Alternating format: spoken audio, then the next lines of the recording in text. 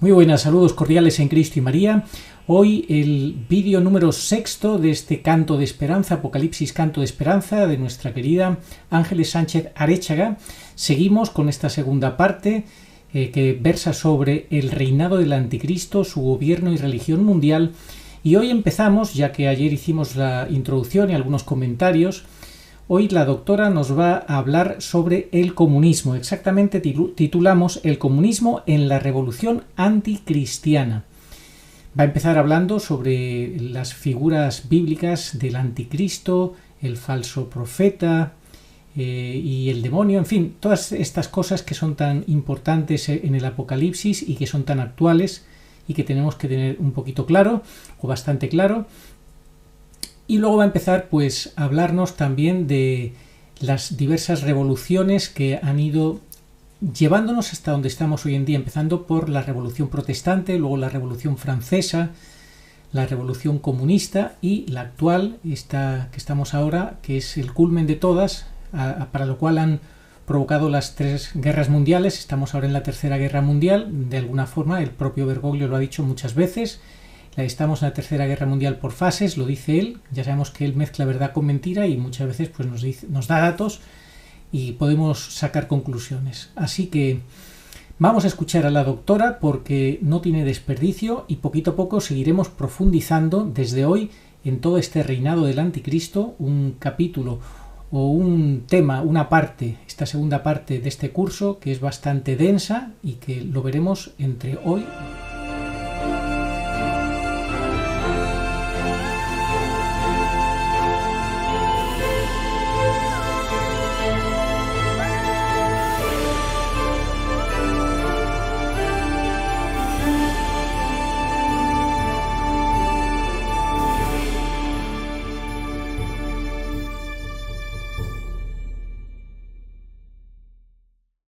Apocalipsis Canto de Esperanza, Ángeles Sánchez Arechaga.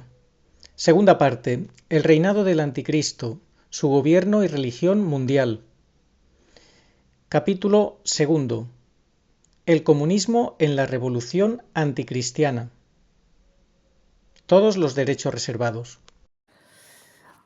Bien, hoy comenzaremos a desarrollar esta segunda parte del curso que hemos introducido ayer, titulada El reinado del Anticristo, su gobierno y religión mundial. Empezando por definir una parte sustancial del proceso que le ha ido preparando el camino: el comunismo en la revolución anticristiana. Y en este primer capítulo, de los 8 que iremos estudiando en esta segunda parte, veremos, entre otras circunstancias, cómo la mujer vestida de sol y el dragón rojo entablan un feroz combate.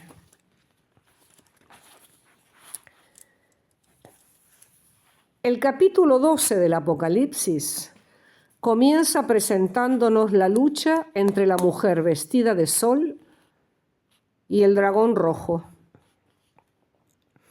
Lucha que se inicia en la encarnación y se prolonga hasta el final de los días. O dicho de otro modo, hasta el día final. La mujer tiene una corona de 12 estrellas y el dragón, que es enorme, 7 cabezas y 10 cuernos. El dragón intenta devorar al hijo de la mujer y al no conseguirlo, persigue a la mujer y a sus hijos.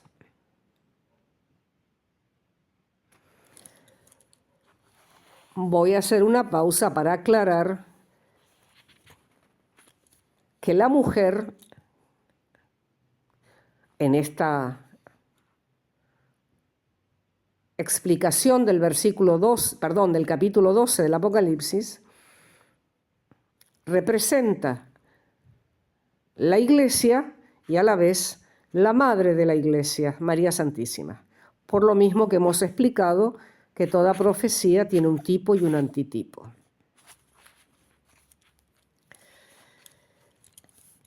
En el capítulo 13 aparecen dos bestias. La bestia del mar, que en la escritura representa el terreno político, que es semejante a una pantera, y la bestia de la tierra, que simboliza el ambiente religioso y que se parece a un cordero. La bestia del mar, que tiene 10 cuernos y 7 cabezas, recibe el poder del dragón y es el anticristo. Se dedica a proferir blasfemias y consigue, con la ayuda de la bestia de la tierra, que es el falso profeta, que le adoren todos los moradores de la tierra, cuyo nombre no está escrito en el libro de la vida. Tenemos, pues, según el Apocalipsis, un trío maligno, émulo de la Trinidad. El dragón, que es el demonio, ocuparía el lugar del Padre, pretendidamente, ¿no es cierto? La bestia semejante a una pantera es como la encarnación del diablo, el anticristo, que se opone a Cristo y a Dios. Por último, la bestia que se parece a un cordero, el falso profeta, toma el puesto de santificador, se burla del Espíritu Santo. Esta interpretación es común en los santos padres y en la mayoría de los teólogos y exégetas. Es la interpretación literal del texto del Apocalipsis. Estos monstruos simbolizan entonces al demonio, al anticristo y al falso profeta. Pero, ¿cuándo se ha de cumplir esta profecía? ¿O se ha cumplido ya? Propiamente dicho, tal como lo afirma el mismo autor del Apocalipsis, San Juan, esta profecía se cumplirá en los últimos tiempos, o sea, en estos. El anticristo y el falso profeta solo serán derrotados por el Cristo triunfante en su segunda venida y el dragón será encadenado por San Miguel Arcángel, como refiere Apocalipsis, capítulo 20, versículos del 1 al 2. Sin embargo, como ya hemos dicho en la primera parte del curso, y ahora vuelvo a repetir que toda profecía tiene su tipo y su antitipo, de manera que una misma profecía puede tener su cumplimiento 2 o varias veces en la historia, podemos afirmar, por lo tanto, que el anticristo es una realidad múltiple. Ahora bien, algunos teólogos han visto en el anticristo no una persona, sino una colectividad. ¿Qué hemos de decir al respecto? Porque es muy importante aclarar este punto. El primero en usar la palabra anticristo ha sido San Juan Apóstol, quien en su espléndida primera carta afirma: hijos míos, esta es la última hora. Habéis oído que iba a venir el anticristo. Pues bien, muchos anticristos han aparecido, por lo cual nos damos cuenta que es ya la última hora. Salieron de entre nosotros, pero no eran de los nuestros. Si hubieran sido de los nuestros, habrían permanecido con nosotros. Pero sucedió así para poner de manifiesto que no todos son de los nuestros. En cuanto a vosotros, estáis ungidos por el Santo y todos vosotros lo sabéis. Os he escrito no porque desconozcáis la verdad, sino porque la conocéis y porque ninguna mentira viene de la verdad. ¿Quién es el mentiroso sino el que niega que Jesús es el Cristo? Ese es el anticristo, el que niega al Padre y al Hijo. De la primera carta de Juan, capítulo 2, versículos del 18 al 22. Parece claro que se refiere a personas. San Juan nos refiere tanto un anticristo personal como una pluralidad de anticristos. Tal parece que hay contradicción, pero en realidad no existe, pues desde que las autoridades judías del Sanedrín dieron muerte a Jesucristo, o más bien desde Herodes hasta nuestros días, muchos se han vuelto anticristos. No olvidemos que el misterio de iniquidad ha estado en marcha a través de los siglos y ha engendrado innumerables anticristos, pero todo el movimiento anticrístico de la historia tendrá una culminación y desenlace con el último anticristo, a quien el Señor matará con el aliento de su boca y destruirá con la manifestación de su parusía. Segunda de Tesalonicenses, capítulo 2, versículo 8. San Pablo, en esta segunda carta suya a los cristianos de Tesalónica, identifica este personaje como el hombre de pecado, el hijo de la perdición, el ánomos, el hombre sin ley. Por su parte, el profeta Daniel le denomina el devastador. Y finalmente San Juan, en su Apocalipsis, lo describe como la bestia que sube del mar. En Apocalipsis 13, versículo 1.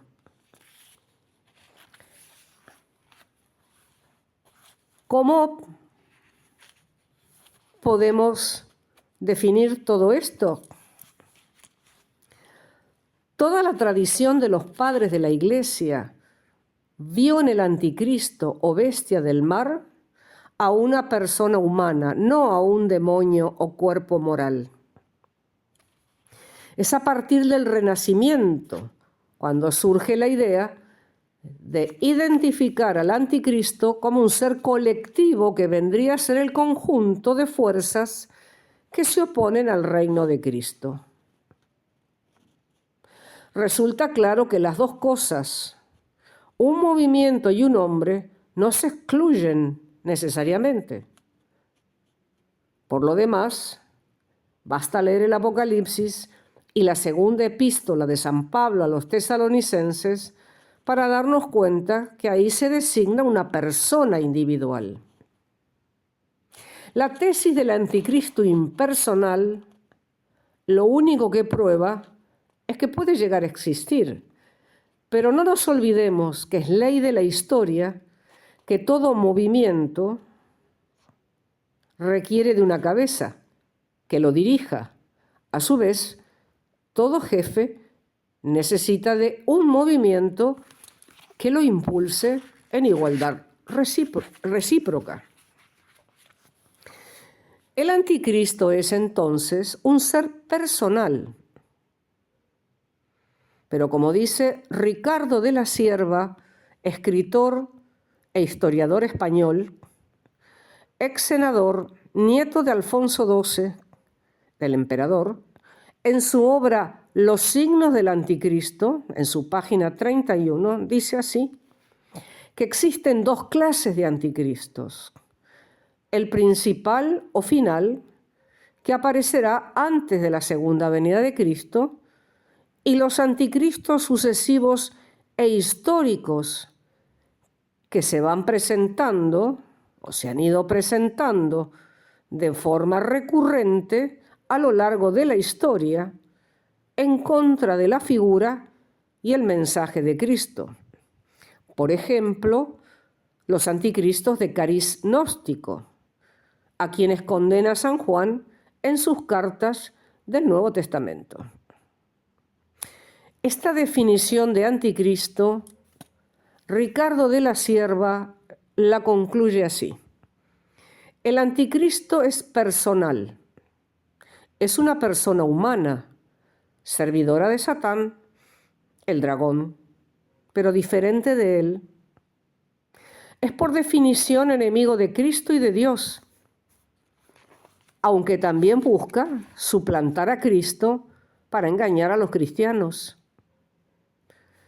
Hay un caso clarísimo de esto en la actualidad, continúa diciendo Ricardo de la Sierva, el misterioso personaje que sin lugar a dudas es un anticristo, exige llamarse Cristo y con ello perturba a muchos cristianos que no poseen la preparación de vida. Y dejo el texto aquí porque de esto hablaremos al final de esta segunda parte. Bien, los anticristos entonces pueden ser personales, colectivos o institucionales, solo que estos últimos están dirigidos por una persona. En pocas palabras, cuando usamos la palabra anticristo en un sentido restringido, nos estamos refiriendo a la persona misma del anticristo, al anticristo principal y final, quien gobernará el mundo con un imperio mundial los pocos últimos años de esta era previos a la parucía de nuestro Señor. En cambio, cuando usamos la expresión anticristo en un sentido amplio, significa toda persona destacada o movimiento, institución o cuerpo moral que se opone y busca suplantar a Cristo. Y tomando esta expresión en sentido amplio, es que podemos encontrar una interpretación en sentido espiritual de estos capítulos 12 y 13 del último libro de la Sagrada Escritura. Entonces, ya dijimos que en sentido literal simbólico, los tres monstruos son el diablo, el anticristo y el falso profeta.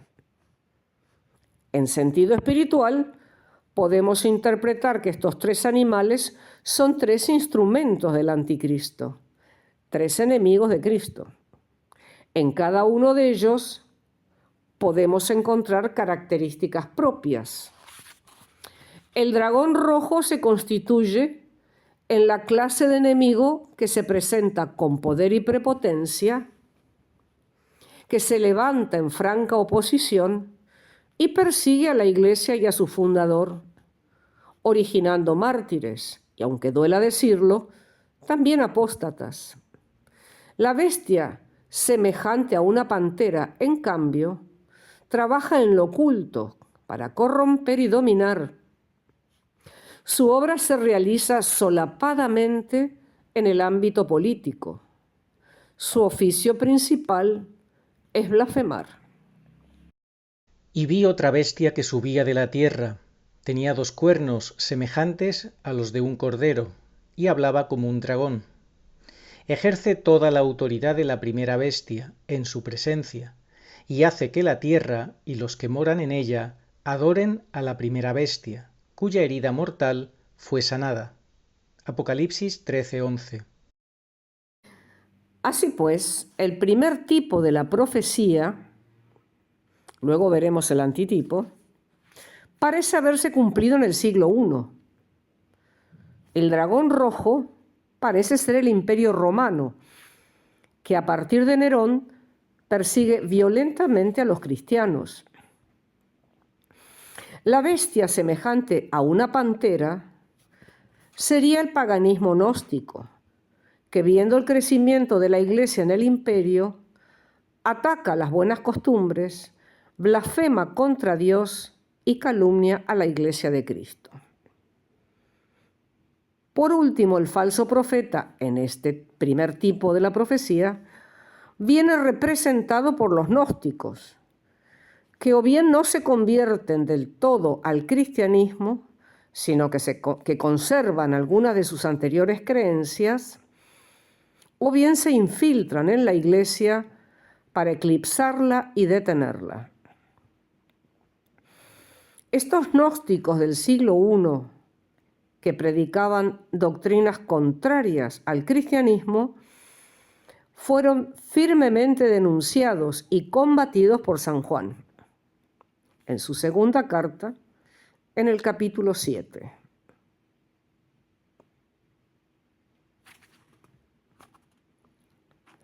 Muchos seductores han salido al mundo que no confiesan que Jesucristo ha venido en la carne. Ese es el seductor y el anticristo. Y en el prólogo de su evangelio, en el versículo 14, da esta inconfundible sentencia: y el Verbo se hizo carne y habitó entre nosotros. El evangelista impugna así a los que no aceptaban la humanidad del unigénito de Dios. Los gnósticos no podían con esa verdad, tenían impresa en sus mentes la creencia de que la materia es mala, creada por el demiurgo ministro de las tinieblas. Después del sacrificio de la cruz realizado por nuestro Señor, por nuestro Salvador, Satanás y los suyos perdieron dominio sobre los hombres que se entregaban al Mesías, pues Él nos lava del pecado y expulsa al demonio. A partir de Pentecostés, la Iglesia naciente sale al mundo a llevar la buena nueva con una fuerza irresistible, y así se va extendiendo el reino de Cristo. Lógicamente, el reino del príncipe de este mundo decrece en su poder. Pero los demonios siguen consiguiendo autorización de Dios para tentar en su propósito de apartarnos de Dios. En expresión de San Pablo, el misterio de iniquidad sigue actuando. Esto está en la segunda carta de los Tesalonicenses, capítulo 2, versículo 7. Es decir, las fuerzas del mal se levantan contra Cristo y su Iglesia, unas veces con mayor intensidad que otras, dependiendo el grado de la voluntad divina y también de la voluntad humana. Ahora veremos cómo la historia se repite y que a lo largo de la misma, la Iglesia ha tenido que soportar todo tipo de ataques, tanto externos como internos. Las persecuciones, calumnias, proscripciones, engaños, etc. Han sido pruebas externas realmente difíciles, pero los más peligrosos y temibles han sido los ataques anticristianos surgidos dentro de la Iglesia para destruirla. Y acá comenzamos a ver la punta del ovillo. Todos estos son ataques anticristianos provenientes del misterio de iniquidad. La punta del ovillo que nos trae a la presente realidad de la Iglesia. Pero hay otro misterio, y esta vez proviene del amor de Dios. Es el misterio de la Purísima Virgen María, la Madre del Señor y de toda la humanidad, la corredentora, creada por Dios para vencer en este combate feroz con el dragón, con su sencillez y humildad, virtudes poderosas al misterio de iniquidad, a la serpiente antigua. Ella, la señora vestida de sol, como la describe San Juan en el libro del Apocalipsis, se ha venido apareciendo en nuestro mundo desde hace varios siglos, pero ha puesto su acento fuerte en el siglo XX. De ahí las grandes apariciones del siglo XX, muchísimas aprobadas por la Iglesia. Y entre estas sus numerosas apariciones a diferentes instrumentos elegidos, se manifiesta a un humilde sacerdote italiano llamado Stefano Gobi, quien funda, a pedido de Nuestra Señora, el movimiento sacerdotal mariano, a través del cual ella misma volverá a los extraviados de los 4 puntos cardinales del planeta, reuniéndolos a todos en su corazón y desde allí ayudarlos a conducir a las ovejas a ellos confiadas. Esto tiene mucho que ver con la profecía del Antiguo Testamento que refiere: heriré al pastor y se dispersarán las ovejas. Por tanto, la madre, a través de este movimiento, ha venido a reunir a los pastores, a reunir a la jerarquía para que, junto con su reunificación, las ovejas pudieran alinearse nuevamente detrás de los pastores. Ya que el misterio de iniquidad en su astucia no eximió a la Iglesia de herirla en sus bases, atacando sus fundamentos. Y muchos sacerdotes así se desviaron de la recta doctrina instituida por el Señor Jesucristo, el fundador de la Iglesia. Pues bien, en un mensaje dado por Nuestra Señora al Padre Gobi, titulado 666, ella nos hace ver esta realidad cumplida en la historia de la Iglesia, sobre todo en 2 momentos claves.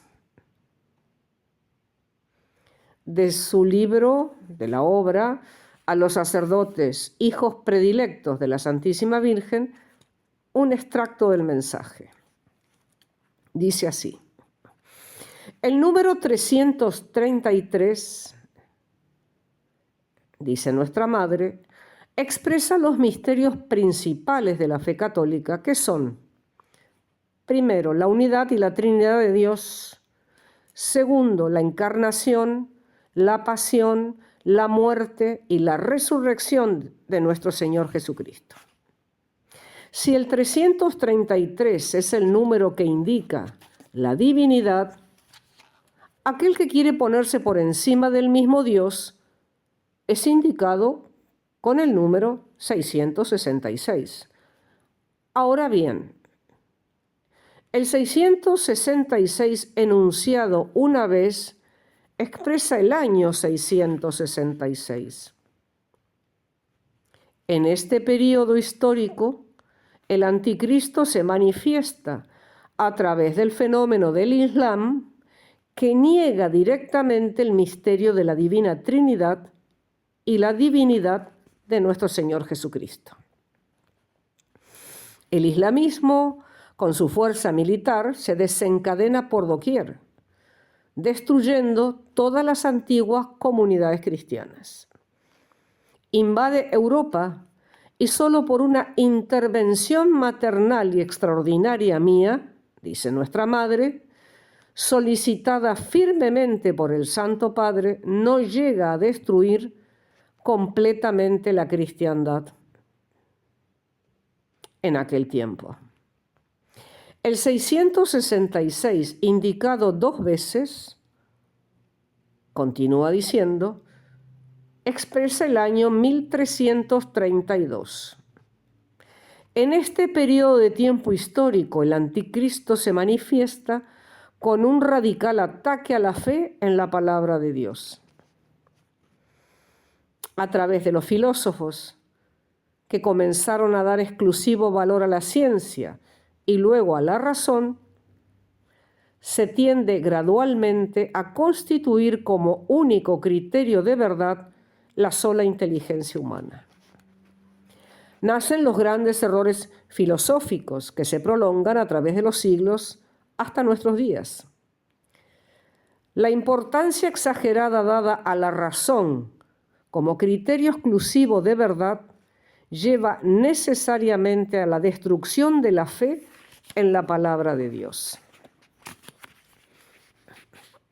En efecto, con la Reforma protestante se rechaza la tradición como fuente de la divina revelación y se acepta solo la Sagrada Escritura. Pero también esta debe ser interpretada por medio de la razón. Y entonces se rechaza obstinadamente el magisterio auténtico de la Iglesia jerárquica a quien Cristo ha confiado la custodia del depósito de la fe. Cada uno es libre para leer y para comprender las Sagradas Escrituras según su personal interpretación. De esta manera, la fe en la palabra de Dios es destruida. Obra del anticristo en este periodo histórico es la división de la Iglesia, la consiguiente formación de nuevas y numerosas confesiones cristianas que gradualmente son impulsadas a una pérdida creciente de la verdadera fe en la palabra de Dios. Hasta aquí solo un extracto del mensaje, luego continuaremos. Es fuerte, muy fuertemente iluminador este mensaje. Por lo mismo que lo estamos aprovechando para ir hilvanando los hilos que van tejiendo la trama para el desenlace final. Así pues, el becerro de oro construido al pie del monte Sinaí, por los que ya habían elegido a su Dios, luego el Sanedrín, en cuyo seno se hallaban sirviendo muchos de sus herederos, el sionismo político, conformado por estos nuevos adoradores, la masonería, que deriva de esta misma raza. Todos ellos promueven la revolución protestante que luego desemboca en las tres siguientes: Revolución Francesa, Comunista y Conspiración de Acuario o Nuevo Orden Mundial. Y entre medio se planifican las tres guerras mundiales. De este riquísimo mensaje mariano, entonces, podemos extraer un par de conclusiones. Comparemos estos dos momentos históricos. El año 666, las fuerzas anticristianas son permitidas por Dios externamente sobre un cristianismo que ya no estaba entrenado en la persecución y que al ser invadido se somete al Islam. Después de conquistar la península arábica, Asia Menor y el norte de África, se introduce en España y es detenido por Carlos Martel en el 732. Las fuerzas cristianas, militares y espirituales estaban debilitadas y por eso no logran expulsar al anticristo. Pero la humilde súplica de los cristianos unidos al Papa alcanza misericordia y Dios no permite un mayor avance del Islam. La Iglesia se repondrá y llegará a su mayor florecimiento en la cristiandad del siglo XIII. Pero sin duda esta tiene su causa en la conversión, reflejada en la oración y en la confianza depositada solo en Dios y no en el Imperio Romano de Oriente. El año 1332, el mayor asalto anticristiano surge desde el seno mismo de la Iglesia contra la palabra. Lutero es el principal líder, pero la trama comienza con los filósofos, es decir, con Occam, filósofo franciscano del siglo XIV, iniciador del nominalismo. En él se basará Lutero filosóficamente, y ahí tienen su raíz varias herejías del monje agustino.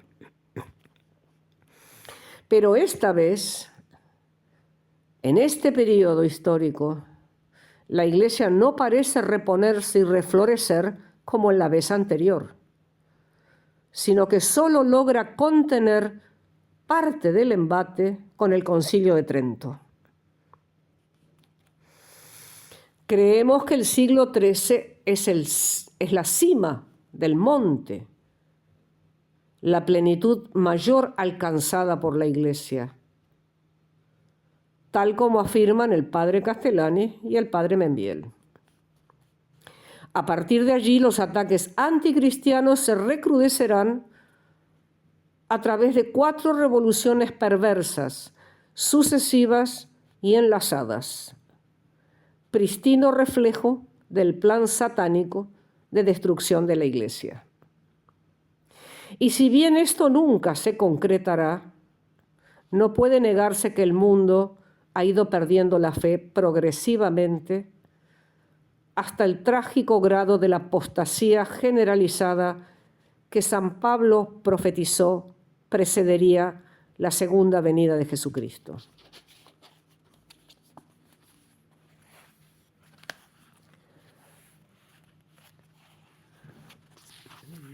Vamos a dejar aquí esta parte porque, como es un tema denso y hay que ir digiriéndolo de a poco, mañana vamos a continuarlo. Vamos a entrar ya en la parte más concreta de esta revolución, de este comunismo en la revolución anticristiana. Así pues, lo dejamos hasta mañana. Catecismo Iglesia Católica numeral 675. Antes del advenimiento de Cristo, la Iglesia deberá pasar por una prueba final que sacudirá la fe de numerosos creyentes. La persecución que acompaña a su peregrinación sobre la tierra desvelará el misterio de iniquidad bajo la forma de una impostura religiosa que proporcionará a los hombres una solución aparente a sus problemas mediante el precio de la apostasía de la verdad. La impostura religiosa suprema es la del anticristo, es decir, la de un pseudomesianismo en que el hombre se glorifica a sí mismo, colocándose en el lugar de Dios y de su Mesías venido en carne. Al que me reconozca ante los hombres, yo lo reconoceré delante de mi Padre que está en los cielos, y al que me niegue ante los hombres, yo también lo negaré delante de mi Padre que está en los cielos. Evangelio según San Mateo, capítulo 10, versículos 32 al 33. Sí, vengo pronto. Amén. Ven, Señor Jesús. Apocalipsis 22:20.